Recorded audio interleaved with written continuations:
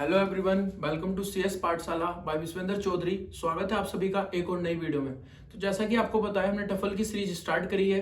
अभी second unit आपकी running में है, जिसमें हम अभी तक 3-4 टॉपिक डिस्कस कर चुके हैं। अगर मैं बात करूं लास्ट टॉपिक की, तो लास्ट टॉपिक में हमने डिस्कस किया था आर्डेंस थ्योरम के बारे में। ठीक, इस वीडियो में जो टॉपिक हम डिस्कस करने वाले हैं वो रहने वाला है आपका algebraic method using Arden's theorem. ठीक, और इस मेथड का मैं यूज करता हूं किसी भी फाइनाइट ऑटोमेटा के कोरस्पॉन्डिंग रेगुलर एक्सप्रेशन लिखने के लिए। तो आपके एग्जाम पॉइंट ऑफ व्यू से ये बहुत ज्यादा इंपॉर्टेंट टॉपिक है। आपके यूनिवर्सिटी एग्जाम में एवरी ईयर इस टॉपिक से क्वेश्चन पूछा जाता है। आपको एक फाइनाइट ऑटोमेटा गिवन होगा और आपसे बोला जाएगा कि इस फाइनाइट ऑटोमेटा के कोरस्पॉन्डिंग रेगुलर एक्सप्रेशन लिख दो यूजिंग आर्डेंस थ्योरम। ठीक, तो मेरा जो मेथड है algebraic method using Arden's theorem, ये क्या है? बेसिकली एक टेक्निक है जिसका मैं यूज करता हूँ, या आपका एक मेथड है जिसका मैं यूज करता हूँ to convert a finite automata into regular expression by solving regular equation algebraically. ठीक, तो बेसिकली मैं इस मेथड के अंदर क्या करूंगा, आपकी हर एक स्टेट के कोरस्पॉन्डिंग इक्वेशन लिखूंगा और उन इक्वेशंस को सोल्व करूंगा बाय उन इक्वेशंस को यूज करूंगा एल्जेब्रिकली। ठीक, उन इक्वेशंस में मैं आर्डेंस थ्योरम अप्लाई करूंगा और आपका सब्स्टिट्यूशन मेथड यूज करूंगा और उससे बेसिकली मुझे मेरी रेगुलर एक्सप्रेशन मिल जाएगी। ठीक, तो it is a technique used to convert a finite automata into regular expression by solving regular equations algebraically.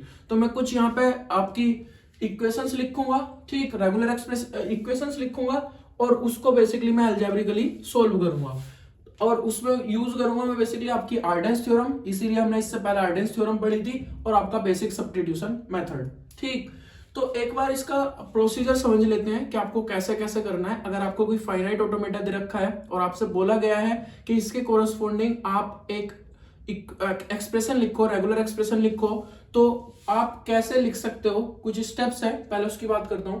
सबसे पहला काम आपको क्या करना है, assign variables to the each states. ठीक, आपको जो फाइनाइट ऑटोमेटा दे रखा होगा उसमें कुछ स्टेट्स होगी, तो हर स्टेट के कोरस्पॉन्डिंग एक वेरिएबल आप एज्यूम कर लो।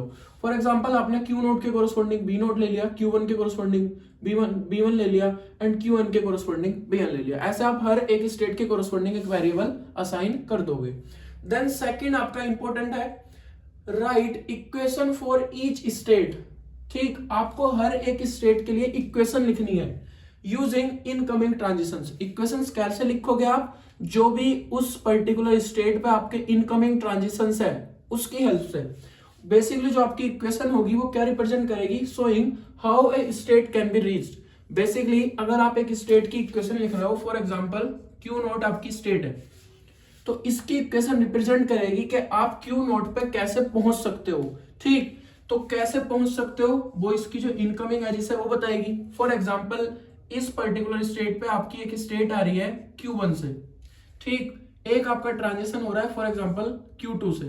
ठीक, तो इस पे इनकमिंग ट्रांजिशन, इस पर्टिकुलर स्टेट पे दो इनकमिंग ट्रांजिशन है, एक Q1 से आ रही है, एक Q2 से आ रही है। फॉर एग्जांपल, इसका इनपुट सिंबल है A और इसका इनपुट सिंबल है B। तो Q नोट के लिए इक्वेशन कैसे लिखी जाएगी, Q नोट इक्वल टू, इस पे जो इनकमिंग ट्रांजिशन आ रही है, पहले आ रही है Q1 से, Q1 और इनपुट क्या है उसका A प्लस Q2 और इनपुट क्या है उसका B। तो इस तरीके से आप हर एक स्टेट पे जो भी इनकमिंग ट्रांजिशंस आ रही है, ठीक, जो भी इनकमिंग ट्रांजिशंस है एक पर्टिकुलर स्टेट के लिए, उसकी हेल्प से आप उस स्टेट के लिए इक्वेशन लिखोगे। ठीक, वो इक्वेशन आपकी रिप्रेजेंट करेगी कि आप उस स्टेट पे कैसे पहुंच सकते हो। ठीक, देन आपको क्या करना है, add epsilon to the start state equation. अब आपकी जो भी स्टार्ट स्टेट होगी, फॉर एग्जांपल मेरी स्टार्ट स्टेट है Q नोट, तो उसकी इक्वेशन में मुझे एप्सिलॉन भी ऐड करना है। क्यों?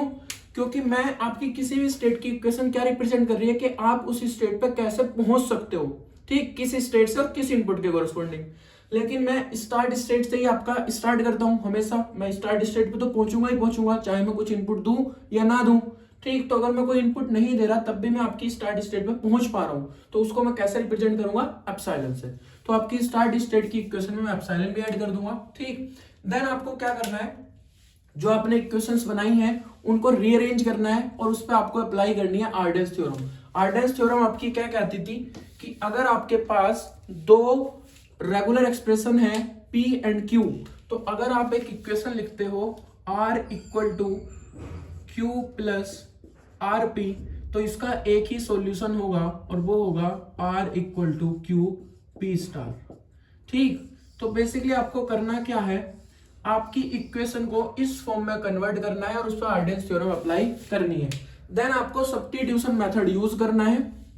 ठीक, और जो आपकी फाइनल स्टेट की इक्वेशन होगी उसमें से जितने भी वेरिएबल्स है उसको एलिमिनेट करना है। बेसिकली जो आपको आउटपुट मिलेगा, जो आपकी रेगुलर एक्सप्रेशन मिलेगी आपको, वो मिलेगी फाइनल स्टेट की इक्वेशन से। आपकी फाइनल स्टेट की इक्वेशन में जो भी वेरिएबल्स होंगे आप उन वेरिएबल्स को एलिमिनेट कर दो। ठीक, वो इक्वेशन चाहिए आपको only in the terms of alphabet. और जब आपकी फाइनल स्टेट की इक्वेशन में ओनली अल्फाबेट होंगे, ठीक, ओनली सिंबल्स होंगे, कोई वेरिएबल नहीं होगा, वही आपकी रेगुलर एक्सप्रेशन होगी आपकी फाइनाइट ऑटोमेटा के कोरस्पोंडिंग। ठीक, तो यही लिखा है substitute until we get the final state equation in terms of alphabet only. आपको आर्डेंस थ्योरम अप्लाई करनी है, देन आपको सब्स्टिट्यूशन मेथड लगाना है जिससे कि आपकी फाइनल स्टेट की इक्वेशन से सारे वेरिएबल एलिमिनेट हो जाए। The equation for the final state become the regular expression for the automata. जो आपकी फाइनल स्टेट की इक्वेशन होगी वही आपकी रेगुलर एक्सप्रेशन बन जाएगी आपके ऑटोमेटा के कोरस्पोंडिंग। ठीक, तो बिल्कुल सिंपल सा स्टेप है। सबसे पहले आपको वेरिएबल्स असाइन करने हैं हर एक स्टेट के कोरस्पोंडिंग, देन हर एक स्टेट की इक्वेशन लिखनी है, देन उन इक्वेशंस को आपको सोल्व करना है बाय यूजिंग आर्डेंस थ्योरम और सब्स्टिट्यूशन मेथड, और आपकी जो फाइनल स्टेट की इक्वेशन होगी वही आपकी रेगुलर एक्सप्रेशन बन जाएगी। ठीक, तो बिल्कुल सिंपल सी चीजें हैं। अब आप एक क्वेश्चन करोगे तो आपको सारी चीजें समझ में आ जाएगी क्या हो रहा है, कैसे हो रहा है। ठीक, मेरा क्वेश्चन है ये आपके लास्ट ईयर एग्जाम में आया हुआ क्वेश्चन है। आपको ये फाइनाइट ऑटोमेटा दे रखा था और आपसे बोला गया था कि इसके कोरस्पोंडिंग रेगुलर एक्सप्रेशन लिख दो यूजिंग आर्डेंस थ्योरम। ठीक, तो मैं इसको सोल्व करता हूं। सबसे पहला काम क्या है मेरा, मुझे वेरिएबल असाइन करने हैं हर एक स्टेट के कोरस्पोंडिंग। तो मैंने एज्यूम कर लिया कि आपका जो क्यू नोट है उसके कोरस्पोंडिंग आपका वेरिएबल है बी नोट, जो Q1 स्टेट है उसके कोरस्पोंडिंग है V1, जो Q2 स्टेट है उसके कोरस्पोंडिंग है B2। ठीक, अब मेरे को जहां भी Q नोट Q1 Q2 लिखना होगा मैं वहां पे B नोट B1 B2 लिखूंगा। मैंने एक वेरिएबल असाइन कर लिया। क्यों? क्योंकि जो आपकी आर्डेंस थ्योरम है इसमें जो R है वो एक वेरिएबल है। ठीक, इसलिए मैंने ये वेरिएबल असाइन कर लिया इसके लिए। सेकंड क्या है, आपको इक्वेशन लिखनी है हर एक स्टेट के कोरस्पोंडिंग। इक्वेशन कैसे लिखी जाएगी, सबसे पहले मैं इक्वेशन लिखता हूं आपकी Q नोट के लिए। किसके लिए? Q नोट के लिए। इक्वेशन फॉर क्यू नोट, तो क्यू नोट के लिए जो इक्वेशन होगी, क्यू नोट को मुझे रिप्रेजेंट करना है बी नोट से। किससे रिप्रेजेंट करना है? बी नोट से। अब आपको देखना है कि इस पे आपकी इनकमिंग ट्रांजिशन कौन कौन सी है। तो आप देख सकते हो क्यू नोट पे ओनली एक ही इनकमिंग एज आ रही है, दिस वन, और कहां से आ रही है ये? Q2 से, और इसका इनपुट क्या है? 0। तो बेसिकली आपको ऐसे लिखना है, कहां से आ रही है? Q2 से, और उसका इनपुट क्या है? 0। ठीक, ये आपकी इक्वेशन होगी। बट Q2 को मैंने कैसे रिप्रेजेंट किया है? B2 से। तो आप Q2 की जगह क्या लिखोगे? B2 dot 0। आप B0 पे B2 से पहुंच सकते हो जब आपका इनपुट क्या होगा? 0 होगा। ठीक, और कहीं से पहुंच सकते हो? नहीं पहुंच सकते। अब आपको इक्वेशन लिखनी है Q1 के लिए। तो Q1 के लिए आपका वेरिएबल है B1। Q1 पे आ जाओ।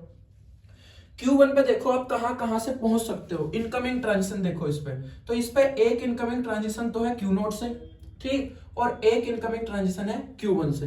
तो सबसे पहले मैं Q नोट की बात करता हूं। Q नोट से इनपुट क्या है? 0। Q नोट से इनपुट क्या है? 0 प्लस Q1 से इनपुट क्या है? 0। Q1 से इनपुट क्या है? 0। लेकिन अगेन मैंने Q नोट Q1 लिखा है, लेकिन Q नोट Q1 को कैसे रिप्रेजेंट कर रखा है मैंने? B नोट और B1 से। तो ये आपकी इक्वेशन होगी किसके लिए? B1 के लिए। अब अगर मैं लिखता हूं आपकी Q2 के लिए, तो वो होगी B2 इक्वल टू, अब आप देखो Q2 पे कहां कहां से पहुंच सकते हो, कौन कौन सी उस पे इनकमिंग ट्रांजिशन आ रही है।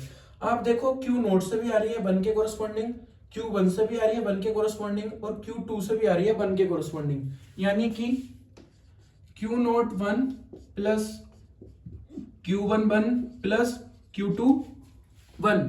अगेन इसकी जगह क्या लिखना है मुझे? V note B1 B2। ठीक, यानी कि आप B2 पे B नोट से आ सकते हो जब आपका इनपुट 1 होगा, B1 से आ सकते हो जब आपका इनपुट 1 होगा, B2 से आ सकते हो जब आपका इनपुट 1 होगा। ठीक, तो ये मैंने तीनों स्टेट की इक्वेशन लिख ली। अब आपका नेक्स्ट पॉइंट क्या कहता है, add the epsilon to the start state equation. जो आपकी स्टार्टिंग स्टेट की इक्वेशन है उसमें एप्सिलॉन ऐड कर दो। इतना करने के बाद आपकी तीनों स्टेट की इक्वेशन बन गई। ठीक, जो क्या रिप्रेजेंट कर रही है कि आप उस स्टेट पे किस स्टेट से पहुंच सकते हो और किस इनपुट के कोरस्पॉन्डिंग। तो ये हो गई आपकी इक्वेशन नंबर 1, ये हो गई इक्वेशन नंबर 2 और ये हो गई आपकी इक्वेशन नंबर 3। ठीक, यहां तक का आपका काम पूरा हो गया। अब आपको क्या करना है, बेसिकली इन जो आपकी इक्वेशंस बनी है इन इक्वेशंस पर आर्डर्स थ्योरम लगानी है, सब्स्टिट्यूशन मेथड लगाना है और आपको फाइनल स्टेट की इक्वेशन से रिमूव करने हैं सारे वेरिएबल। ठीक, वही आपकी रेगुलर एक्सप्रेशन होगी। तो यहाँ पे मेरी फाइनल स्टेट कौन सी है, क्यू नोट। कौन सी है, क्यू नोट। तो मुझे जो आउटपुट मिलेगा मेरा वो मिलेगा बेसिकली इस इक्वेशन से। मैंने बोला ना कि जो आपकी फाइनल स्टेट की इक्वेशन होगी वही आपकी रेगुलर एक्सप्रेशन बनेगी, बस उसमें से आपको क्या एलिमिनेट करना है, जो भी उसमें वेरिएबल है। ठीक, तो ये मेरी फाइनल स्टेट है क्यू नोट। इसकी जो इक्वेशन है V naught equal to B2.0 plus epsilon. इसमें आपका एक वेरिएबल है B2। अगर मैं इसमें से B2 रिमूव कर दूं तो ये मेरी रेगुलर एक्सप्रेशन बन जाएगी। ठीक, तो मुझे B2 की वैल्यू कैलकुलेट करनी होगी और इसमें पुट करनी होगी। लेकिन अगर मैं B2 की वैल्यू सोल्व करने जाता हूं तो B2 की इक्वेशन में क्या आ रहा है आपका, B नोट आ रहा है, B1 आ रहा है, B2 आ रहा है। तो मुझे बेसिकली B1 में तो B नोट में तो रखनी है वैल्यू, B1 आ रहा है इसमें, तो पहले मुझे B1 वाली इक्वेशन सोल्व करनी पड़ेगी। तो आप इक्वेशन 2 सोल्व करो सबसे पहले। इक्वेशन 2 क्या है आपकी, V1 equal to B naught 0 plus B1 0। ठीक, आप इसको अगर ऐसा एज्यूम करो कि ये है आपका क्या R, ये क्या है आपका Q, ये क्या है R और ये क्या है P, तो आप इसमें आर्डर्स थ्योरम अप्लाई कर सकते हो। आर्डर्स थ्योरम देखो इसी फॉर्म में, R equal to Q plus RP, तो उसका सॉल्यूशन होता है R equal to Q P star. अब यहां R की क्या वैल्यू है, B1 इक्वल टू Q की क्या वैल्यू है, V नोट 0 और P की क्या वैल्यू है, 0 का स्टार। तो ये आपकी किसकी वैल्यू आ गई, B1 की। किसकी वैल्यू आ गई, B1 की। अब इसको आप इक्वेशन 3 में रख दो, पुट दिस इन इक्वेशन 3। अब जो आपकी वैल्यू आई इसको कहां रख दो, इक्वेशन नंबर 3 में। तो इक्वेशन नंबर 3 में जब आप इसको रखोगे, इक्वेशन नंबर 3 आपकी B2 equal to B naught 1 plus B1 1 plus B2 1। अगर ये वैल्यू रखता हूं मैं B नोट की जगह, तो आपका B2 इक्वल टू आ जाएगा, B नोट की जगह क्या आ जाएगा आपका, वो सॉरी B1 की जगह, ये तो B नोट ही ऐसी रहेगा, प्लस B1 की जगह क्या आ जाएगा आपका V नोट 0 0 स्टार और ये जो बनता है ये आपका एज इट इज आ जाएगा प्लस के B2 1। ठीक, अब आप B2 इसमें से B1 कॉमन, B नोट कॉमन लो, तो ये हो गया आपका 1 प्लस 0 0 स्टार 1 और ये आ गया आपका B2 1। अब आप फिर से देखो, अगर मैं इसको R मान लूं, इस कंप्लीट को Q मान लूं, ये फिर से R हो गया और ये आपका P हो गया। तो इसका सॉल्यूशन क्या होगा, R equal to Q P star. R की क्या वैल्यू है B2, Q की क्या वैल्यू है B नोट 1 प्लस 0 0 स्टार 1 और उसके बाद क्या आ जाएगा आपका P स्टार यानी कि 1 का स्टार। तो ये किसकी वैल्यू आ गई आपकी, B2 की। किसकी वैल्यू आ गई इसकी, ये किसकी वैल्यू आ गई, B2 की। Now put this in equation number 1। अब जो ये B2 की वैल्यू आई इसको इक्वेशन नंबर 1 में पुट कर दो तो आपका वहां से आपका B2 रिमूव हो जाएगा। ठीक, तो मैं इसको रफ कर देता हूं।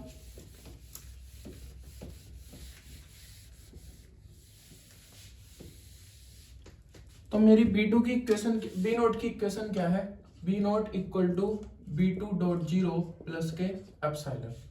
अब अगर आप इसमें B2 की वैल्यू रखते हो तो B2 की वैल्यू आ जाएगी आपकी V note 1 plus 0 0 star 1 1 star और ये आपका 0 एज इट इज आ जाएगा प्लस के एप्सिलॉन।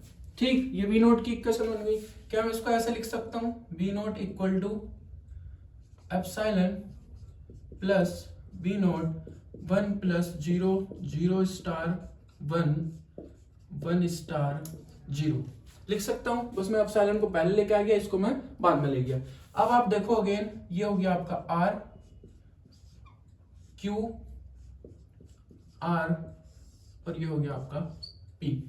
ठीक, तो इसका सॉल्यूशन क्या होगा, R is equal to Q P star. अब अगर मैं ये वैल्यू रखूं आपकी, तो आर यानी कि B naught equal to Q यानी कि एप्सिलॉन और पी का star means 1 plus 0 0 star 1 1 star 0 का होल स्टार। ठीक, और आप एप्सिलॉन को किसी के साथ भी कॉन्केटिनेट करते हो तो आपको वही मिलता है। तो ये आ गया आपका 1 प्लस 0 0 स्टार 1 1 स्टार 0 का स्टार। ये आपकी फाइनल स्टेट की इक्वेशन है। और क्या इसके अंदर कोई वेरिएबल है, नहीं है, तो यही मेरी फाइनल रेगुलर एक्सप्रेशन होगी इस ऑटोमेटा के कोरस्पोंडिंग। ठीक, तो ऐसे आप किसी भी फाइनाइट ऑटोमेटा के corresponding regular expression find out कर सकते हो। स्टेप क्या है, सबसे पहले मैंने वेरिएबल असाइन करें। ठीक, आपकी जितनी भी स्टेट थी हर एक स्टेट के कोरस्पोंडिंग वेरिएबल असाइन कर लिया। देन मैंने आपकी इक्वेशन लिखी हर एक स्टेट के कोरस्पोंडिंग। इक्वेशन कैसे लिखते हैं, जो भी उस स्टेट पे आपके इनकमिंग ट्रांजिशंस आ रहे हैं उसकी हेल्प से। मैंने सबसे पहले इक्वेशन लिखी क्यू नोट की। क्यू नोट यानी कि बी नोट, क्यू नोट को मैं किससे रिप्रेजेंट कर रहा हूं, बी नोट से। तो बी नोट इक्वल टू इस पे कहां से ट्रांजिशन आ रहा है, Q2 से। कहां से आ रहा है, Q2 से। इनपुट क्या है, 0। Q2 यानी कि B2, तो B2 डॉट 0। ठीक, प्लस Q1 की इक्वेशन पे आया। Q1 पे कहां से ट्रांजिशन आ रहा है, एक Q0 से आ रहा है, एक Q1 से आ रहा है। तो Q0 0 यानी कि B नोट 0 प्लस Q1 0 यानी कि B1 0। ठीक, अब Q3 पे आ गया, Q2 पे आ गया। Q2 पे कहां से ट्रांजिशन आ रहा है, Q0 से भी आ रहा है, Q1 से भी आ रहा है और Q2 से भी आ रहा है। और तीनों का इनपुट क्या है, 1, यानी कि B naught 1 plus B1 1 plus B2 1। यानी कि B नोट से अगर 1 आएगा तो भी आप इस स्टेट पे पहुंच सकते हो, B1 से अगर 1 आएगा तो भी आप इस स्टेट पे पहुंच सकते हो, और B2 से अगर 1 आएगा तब भी आप इस स्टेट पे पहुंच सकते हो। तो जो आपकी स्टेट इक्वेशन होती है वो यही रिप्रेजेंट करती है कि आप उस पर्टिकुलर स्टेट पे कैसे पहुंच सकते हो। ठीक, आपने इक्वेशन बना ली। अब मुझे पता है जो मेरी फाइनल स्टेट की इक्वेशन होती है वही मेरा आउटपुट, उसी से मेरे को आउटपुट मिलता है, उसी से मेरे को रेगुलर एक्सप्रेशन मिलती है। मेरी फाइनल स्टेट कौन सी है, क्यू नोट। तो जो क्यू नोट की इक्वेशन है वही मेरी रेगुलर एक्सप्रेशन होगी, बस मुझे उसमें से वेरिएबल रिमूव करने हैं। तो इसमें जो ये B2 है, अगर मैं इस B2 को रिमूव कर दूं तो मेरी ये आपकी रेगुलर एक्सप्रेशन बन जाएगी। तो अगर मैं B2 को सोल्व करने जाऊं तो B2 में क्या आ रहा है, B1। तो मैं पहले B1 को सोल्व करूंगा। तो सबसे पहले मैंने आपकी इक्वेशन नंबर 2 जो है वो सोल्व करी, यहां से B1 की वैल्यू फाइंड आउट करी।